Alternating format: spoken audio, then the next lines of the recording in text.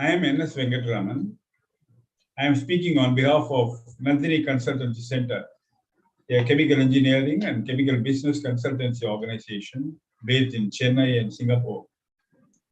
I propose to discuss about the state of chemical industries in Tamil Nadu today, the missed opportunities, lost projects, and probably what should be the remedial actions that should be initiated to achieve a big leap forward in the chemical industries in Tamil Nadu.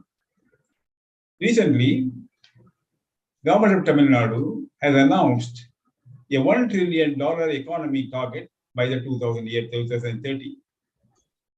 If a chemical project opportunity is known and is not yet been exploited adequately, then we can say that the chemical industry is at the crossroads. On the other hand, if the chemical investment project opportunities are known, but they are ignored, then it should be called as a poor strategy. This is the subject of discussion that we are going to do today.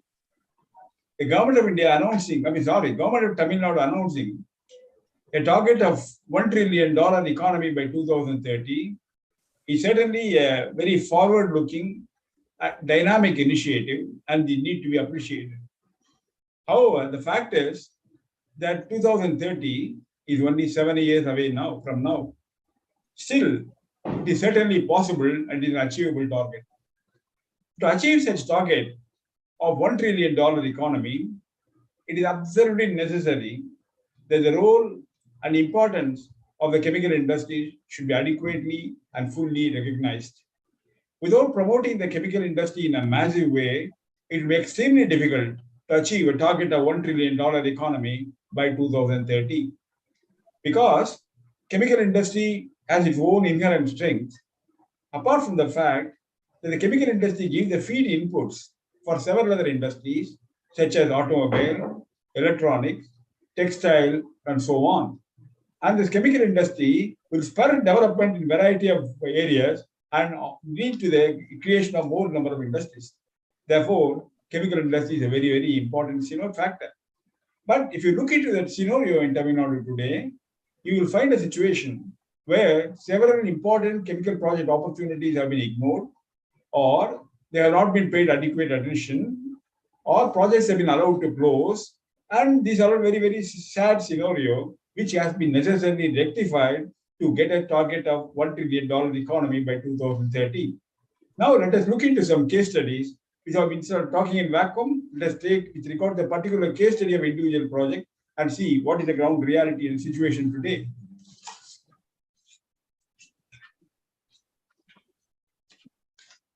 Now, first, let us take the project, Sterilite Industries. See, one moment somebody talks about the chemical industry in Tamil Nadu, particularly for those who are outside Tamil Nadu, immediately what will come into the mind is the fate of the Sterilite Copper. Sterilite Copper is a unit that was set up in Tuticorin around 10 or 15 years back and turned out reasonably good performance with good capacity utilization and good quality of the product. It had a capacity of 4 lakh tons per annum of copper, and Sterilite Copper was meeting 36% of the Indian requirement of copper. Not only that, Sterilite Copper was substantially exporting copper in good quantity to many countries around the world. It has a pride of place in India. Now, having been operating for such a long time, there have been continuous protests against the operation of the chemical Sterilite Copper by certain environmentalists and some politicians. That was very unfortunate. The complaint against Sterilite Copper was that it was polluting. And Sterilite Copper has consistently denied that it has not been polluting. The complaint was that Sterilite Copper was emitting sulfur dioxide. But Sterilite Copper says that it does not emit any sulfur dioxide because in the plant it has a desulfurization plant that catches the entire sulfur dioxide emission, and there has been no proof that sulfur dioxide emission has come out from Sterilite Copper. Then it was said it was sending waste like effluent outside. Sterilite Copper again denied that it is not sending even a liter of wastewater outside because it is completely recirculating the water and reusing it in the campus. And several agencies, independent agencies, have certified that Sterilite Copper operation is normal and appropriate. Even Green Tribunal has approved Sterilite Copper project. Even the Pollution Control Board, Tamil Nadu, has not earlier objected to the project. But then the objection continued. When the objection continued and it became violent, Tamil Nadu government bowed to the pressure of the agitators and allowed the Sterlite copper unit to be closed down. Now, what is the situation today? When Sterlite copper was operating, India was the exporter of copper. Now it has become a net importer of copper. Copper is a very, very important metal. And international price of copper now is skyrocketing. So India is losing huge amount of money by the outflow of foreign exchange to the import of copper because of the deliberate or wrong decision to close down the Sterlite copper unit. It's a very counterproductive decision. And certainly one can say that the closure of Sterlite copper has brought a bad name to chemical industries in Tamil Nadu from the investors all over the world. This is number one case study. Now let us take another project, that is a natural gas pipeline project from Kochi. Again, it's a very, very important project. Earlier, there was a view that Western India is progressing much faster than Southern India, because in Western India, natural gas was available in plenty, whereas in South India, natural gas is not available. To solve this problem, an energy terminal was built in Kochi with a capacity of 5 million ton per annum. It's a good, adequately large capacity. The idea is, having imported natural gas in the LNG terminal in Kochi, the natural gas has been transported by pipeline to Kerala, to nearby Tamil Nadu, and nearby neighboring state of Karnataka. Now, once the LNG terminal is ready, once the pipeline started laying down, there was protest. In Kerala, there was a protest. In Tamil Nadu, there was a protest. In Karnataka, there was a protest, saying that laying of the pipeline would affect the agricultural farms, it would disturb the topography of the region, and so on. Now it was explained to them that the pipeline will be made under the ground, 6 feet below the ground, and then there will be ground will be closed, and farming operation can start, except deep-rooted plant cannot be put up.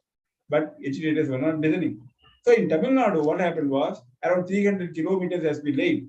It was prevented by the farmers, the local community, and political parties, and Tamil Nadu government bowed to the pressure. So as far as the Tamil Nadu is concerned, the gas pipeline project from Kochi has gone for a toss. But look at what the Kerala government has done. What Kerala government has done is, it called the unions, it called the protesters, discussed with them, persuaded them, convinced them about the importance of the project, and they agreed. And Kerala government successfully laid the pipeline in Kerala and also took the pipeline to Karnataka. Now the Prime Minister, Mr. Narendra Modi, inaugurated the project. Now, what is the loss for Tamil Nadu is the gain for Karnataka. In the sense, now natural gas is available for Karnataka, and Karnataka is planning a lot of big projects. Kerala is planning a lot of big projects. It was estimated originally, if gas pipeline to Tamil Nadu had to be laid, it would pave way for investment of 15,000 crores of rupees in Tamil Nadu by power projects and petrochemical complex. It is now not to be, and it has gone for a toss as far as Tamil Nadu is concerned, because going to the pressure of the environmentalists, Tamil Nadu government just bowed to the pressure. Now let us take the other case, third project we take, that the crude oil exploration project. See, the India imports right now around more than 220 million tons of crude oil per year, because India produces only 30 million tons of crude oil. Now here, demand for crude oil is increasing such a level, around 7% per annum crude oil consumption is increasing. 80% of Indian crude oil requirement is met by import. 50% of the natural gas requirement in India is met by import. Now, given this particular scenario, now India has to necessarily start producing crude oil from the domestic source.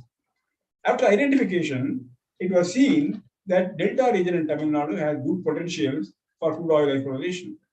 So the government of Tamil India decided to go for exploration of crude oil in Delta region in Tamil Nadu. Again, it is not to be. The farmers protested, environmentalists protested, activists protested, politicians protested, saying that we agree affect the agriculture farm. See, lakhs of acres of land are there in the Delta region in Tamil Nadu for paddy and other cultivation. 10 or 15,000 acres of land taken for crude oil would not have made a matter difference, particularly when the affected people, their interests would be taken care of. But the cost-benefit analysis was explained, people did not listen, and finally, government of Tamil Nadu decided not to permit this project, so this crude oil exploration project has also gone. So the point is, India needs crude oil. Crude oil has been taken available only in some places, and Delta region is one, and they are not preventing it. India's net import of crude oil is increasing steadily every year, 7% per year. Government of India efforts to step up the production of crude oil in India has gone for a toss. That is working. This is the basic problem. Another very, very important project has been lost to this. Having seen these three projects, let us take next project. Take next project. It's called PCPIR. PCPIR is called Petroleum, Chemical, and Petrochemical Investment Region. The government of India planned to have PCPIR region in few states in the country, of which Tamil Nadu was one.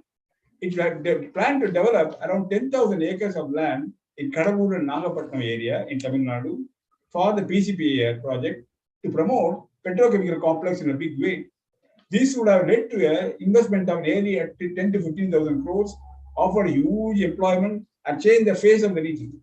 But this could not be implemented because the environmentalists protested, politicians protested, local people protested, and government of Tamil Nadu bowed to the pressure of the legislators, and the project has also not to be, this project has also gone for a toss. Our next project we take, that is a neutrino project. Again, this is a very strategically important project. See, neutrino is an element which has no mass and has no charge. And it has been identified the availability of neutrino. And now, internationally, huge race is going on around the country, particularly developed countries, to identify the neutrino, retrieve the neutrino, and use it for appropriate purposes. It is expected that neutrino would enable rapid development of energy sources, rapid development in telecommunication, transportation, and several other areas. Now, this neutrino has to be identified, it has been recovered, it has been retrieved, it has been reused. How to do this? So, internationally, a lot of experimental facilities are being created for neutrino project. Project is operating in Italy, operating in Japan, operating in China, and a few other countries. India also wanted to join the race.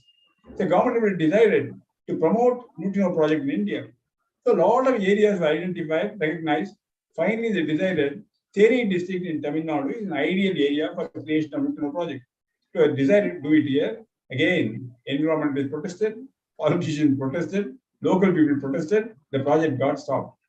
Now, the race in international scenario is, who will first get this neutrino all out? Once you identify who first develop it. So the idea was 25 research institutions have joined together to promote the neutrino project in Theni district in Tamil Nadu, including some foreign companies, because research interest was so much. So many technologies and engineers and scientists have said this neutrino project should be proceeded with. Then it was explained that there is no environmental hazard. One of the greatest men who wanted this neutrino project to become up, very knowledgeable person, a person with high level credibility, is our former president, Dr. APJ Abdul Kalam. Dr. Kalam wrote several times, spoke several times about the importance of the neutrino project and asked the government of Tamil Nadu to give permission for this. It is not to be. The neutrino project has also gone for a toss. The research opportunity that India has to compete in the world market with regard to development of technology, opportunity for scientists in India developing a new field, that has also gone. Now, neutrino project doesn't look like coming at all. Now, let us go to the next another case study. That is the titanium dioxide project. See, again, titanium dioxide is a very, very important project. India presently imports more than 2 lakh tons of titanium dioxide per year, rutile grade titanium dioxide pigment. For production of titanium dioxide, the raw material is ilmenite ore, ILMENITE, ilmenite ore. India has 12% of the total world reserves of ilmenite available in India. And Tamil Nadu has substantial quantity of ilmenite deposits available in the region. So titanium dioxide has been made from ilmenite so that India's requirement of titanium dioxide can be met. And now Tata Group decided that they will invest in a titanium dioxide project. Then Tamil Nadu government chief supported the project, gave approval for the project. Tata decided to have an investment of around 2,000 crores to set up a titanium dioxide plant of 1 lakh ton per annum in Tuticorin. Moment Tata decided, they set up an office, started exploring, protest started. Again, local people protested, politicians protested, environmental activists protested, saying the land acquisition is an issue. Tata is willing to talk to them, Tata is willing to compensate for them, but nothing happened. Finally, helplessly, Tata Group withdrawn the project and gone away. Tamil Nadu's Tier 2 project is gone for a toss. Look at the scenario. India is importing 2 lakh tons of titanium dioxide per year. India's demand is going up at 10% per year. There are ilmenite available in Tamil Nadu, which is the raw material for production of titanium dioxide. A big and reputed group like Tata's are willing to invest and set up a plant in titanium dioxide. Now the state is blocking it. So the titanium dioxide plant has also gone for a toss. After the Tata decided to visit her, nobody is daring enough to come back to Tamil Nadu to set up a titanium dioxide plant because this can be set up only in an area where it is plentifully available. Toothukudi is an appropriate area for this, but titanium dioxide is not coming. Now let us go to the next project. It is what's called as magnesite project.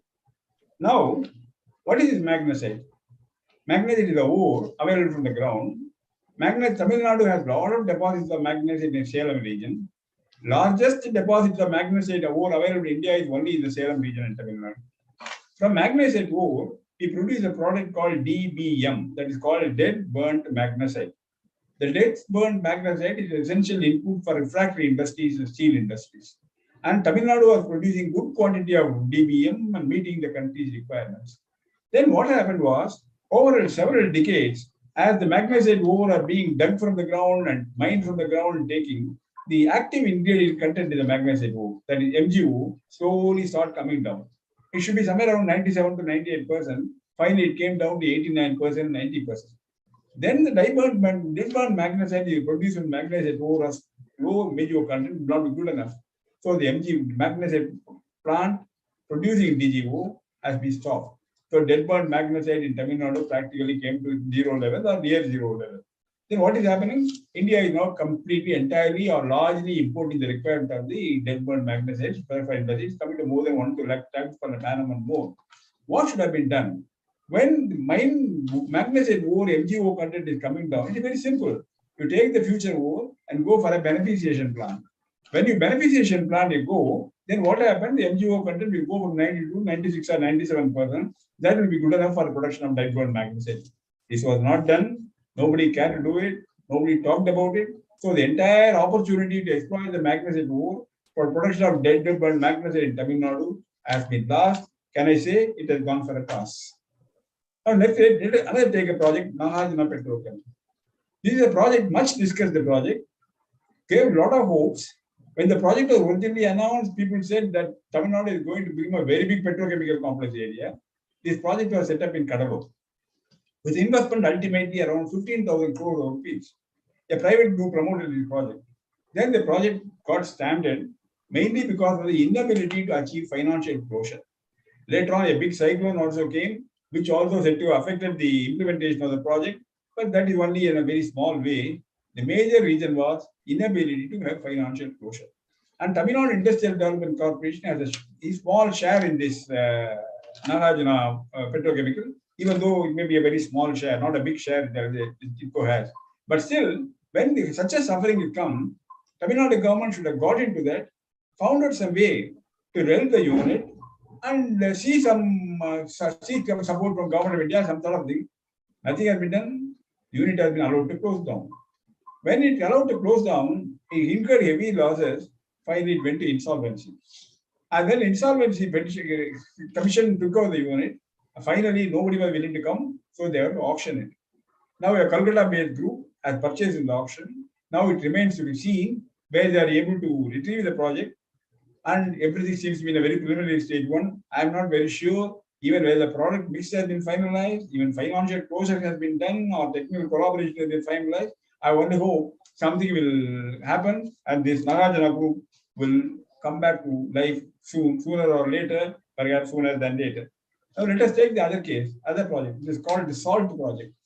Again, they're very, very important. Gujarat is the number one state in the country producing salt, and Tamil Nadu is the number two in a position to produce salt. Second largest producer of salt in India is Tamil Nadu. Now, this is a traditional industry staying in Tamil Nadu for hundreds of years. And not only traditional industry, I would say much neglected industry. No tangible steps have been taken to improve the production of salt, optimize the production of salt, optimize the parameters of the salt, modernize the plant. Nothing has been done. It is operating largely the same way as it has been done in the area. Whereas, look at Gujarat. Look at salt project in Gujarat have been highly modernized and they are exporting substantial quantity of the salt and which has not been done by Tamil Nadu. The difference in production of salt between Tamil Nadu and Gujarat is large, though still Tamil Nadu is the second player in salt industry in India. This should have been done. Not only this has not been done, some of the land area which was for producing, cultivating salt, that has also been diverted from infrastructure facilities. It's a very, very unfortunate scenario. It's a scenario having something in your pocket and not using it. That is what the salt project is about. Then we take another case study, tapioca-based products. Again, tapioca is a cultivation product. Tamil Nadu is the largest producer of tapioca in the country. 80% of the tapioca in the country is grown in Tamil Nadu. And from tapioca is used as a food product, particularly in Kerala and some other places. And from tapioca, you make starch. So starch like cationic starch, thin boiling starch, and all that. From starch, there are a number of derivative products like lactic acid, like citric acid, L-lysine, mannitol, and all this. Most of the products are imported. From starch, you can make L-lysine. India is importing 60,000 tons per annum of L-lysine. There is no production of L-lysine in India. From starch, you can make citric acid. India is importing 1 lakh tons per annum of citric acid. There is no production of citric acid in India. From starch, you can make mannitol. India is importing 10,000 tons per annum of mannitol. There is no production of mannitol in India. So what is happening about tapioca? 80% of tapioca is grown in Tamil Nadu. You can make tapioca starch. Why don't you promote the tapioca complex involved in the production of tapioca starch, citric acid, L-lysine, mannitol, and so on? The potential investment opportunity for this around 1,000 crores of rupees. Why are you not looking into this? Is it not a case of obvious project opportunity being ignored? That the whole area of Salem region, it will have a twin benefit, a win-win situation of growing tapioca in a big way that is going to the agricultural farmers at the industrial scale produce starch out of this and sell it for derivative product, because these derivative products like citric acid are using variety of applications. L-lysine is used as an input for the animal feed. Animal feed is a very thrust area for growth in India today. Why are you not doing it? It doesn't give an explanation for. Now, having seen so many cases of investment missed opportunities, let us also take the case of some of the closed units. Not only opportunities have been lost, you are not able to put the gas pipeline, you are not able to allow the satellite project of copper to operate. Titanium dioxide opportunity was lost in Tamil Nadu. So neutrino project is not being allowed to take off. Magnesite is not being used due to lack of beneficiation. So many opportunities have been lost. Not only opportunities have been lost, now what is happening? Some of the existing units have been closed. For example, I give a few case studies. There is one company called South India Viscose, that is a Metupalayam near Coimbatore. They were producing viscose staple fiber. It was a good unit, and there was some pollution problem. So the company went ahead, brought the technology from abroad, most modern technology. They started implementing, but then environment will not allow, politicians will not allow. This good, well-run, good unit producing a lot of viscose staple fiber and operating profitably was closed down. Another project is around indirect products in Cuddalore, which was producing sulfuric acid, single superphosphate, monocrotophos pesticide, butachlor pesticide, that was also closed down. Now there is another company like Trichy Distilleries and Chemicals, very important company, which was doing very well. This particular company was producing ethanol, acetic acid, ethyl acetate, and all that is also closed down. Now there are in Sivakasi, there are so many firecracker units, many of them small scale units. They have been closed down due to a variety of reasons, due to their lack of modernization, due to lack of investment capability, leading to loss of jobs for hundreds of people. That's again a very, very sad scenario. That is what is happening in Sivakasi. Now, given all this scenario, now let us see where do Tamil Nadu go from here. That is the final situation that we are. Where do Tamil Nadu go from here? Now, the issue here is simple like this. Now, there is a project being announced. For example, in Nagapattinam, a huge petrochemical complex, petro refinery is being planned. It is in a preliminary stage. I only hope that you face all hurdles, even if you are going, some hurdle is going from environmental activists and local people and all this for whatever reason, it will be able to overcome this. The project will be seeing the light of the day one day. That is one of the hope that for me, I hope it will happen. Then, not only that, there are also some medium, small scale units announced. For example, a hydrogen peroxide unit has been announced, but there are few and far between. Now, what is happening here is, big project, I can point out only that Chennai Petroleum Corporation, and that is the Nagapattinam refinery, which is Indian Oil Corporation project, which is coming in a big way. So medium scale project like hydrogen peroxide are given, maybe one or two more projects have been given, not many bigger than more projects have not been announced. Now here, what we can note here is there are traditional industries like leather, traditional industries like textile, which have all been operating in India for hundreds of years. None of them have been adequately modernized. They have been faced with the problem of government proposal and all this. They are virtually stagnating. Leather is a thrust area, but nothing big has happened. Maybe it's a marginal improvement here and there that has happened, but this marginal improvement kind of thing will not allow Tamil Nadu to get a target of $1 trillion economy by 2030. Now, take the pharma industry. Pharma industry is a big thrust area. Huge growth has been happened in the Andhra Pradesh, Telangana, Gujarat, Maharashtra, and other regions, but in Tamil Nadu, not much has been done. Very few pharmaceutical bulk drug units of good size have been announced or expanded. If there are anything, that are few and far between. Now, and not only that, now government of Tamil Nadu has announced a number of parks dedicated. For example, a park has been announced for medicinal herb. It's a very, very good area because Tamil Nadu has got a lot of potential in the field of herbal industry because variety of herbs are grown in the state and a lot of work has been done. Nothing much has been done. Only big announcements have been made. That is a big problem. See, I'm not saying nothing is happening. What I'm saying is, things are going at a painfully slow rate, keeping the view that the government of Tamil Nadu has a target of $1 trillion economy. These kind of pace of growth is nowhere near the requirement and need. Now, given this problem, now there are 4 areas in Tamil Nadu where chemical industries are going in a big way.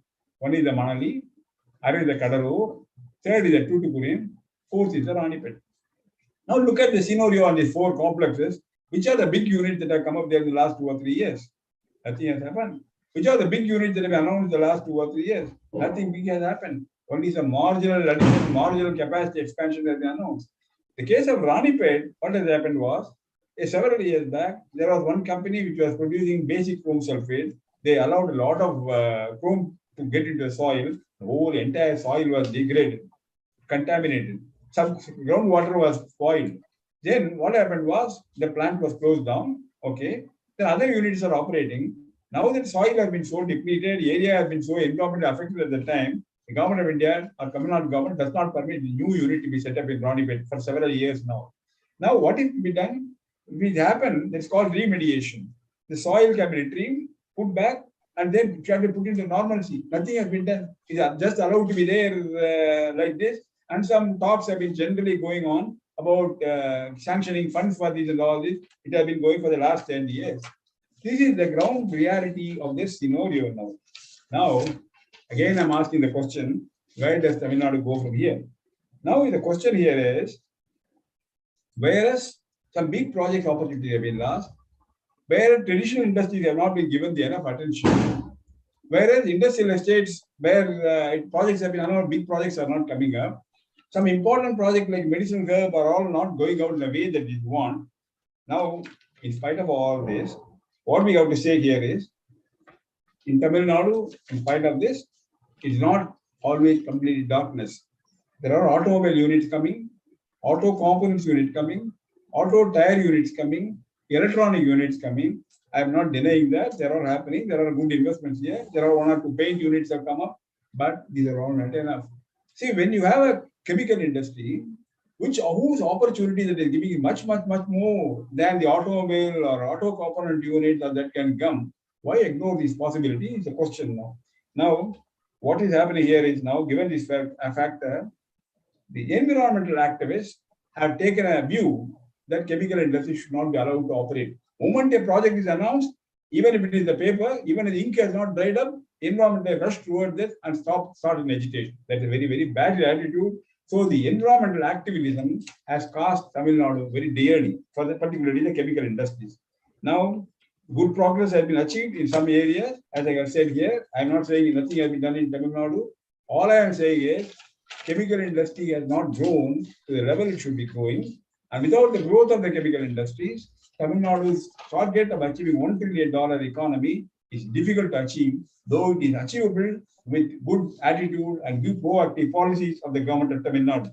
Now, what is happening here is, periodical meetings take place in Tamil Nadu with participation of the bureaucrats, ministers, industrialists, discuss various options, discuss about their problems, and then everybody go away.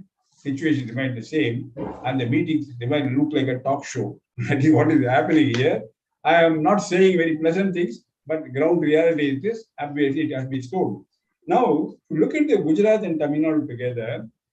The advantages that Gujarat has, like a long coastal belt, variety of traditional industries, Tamil Nadu also has equally. There's no doubt about it.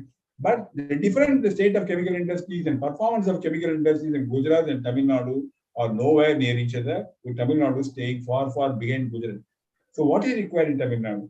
What is required in Tamil Nadu today is Tamil Nadu government-owned proportional bodies, Tamil Nadu industries, all have to learn a lot from Gujarat in the coming years to achieve a target of $1 trillion economy for Tamil Nadu by 2030. I wish Tamil Nadu should attain this.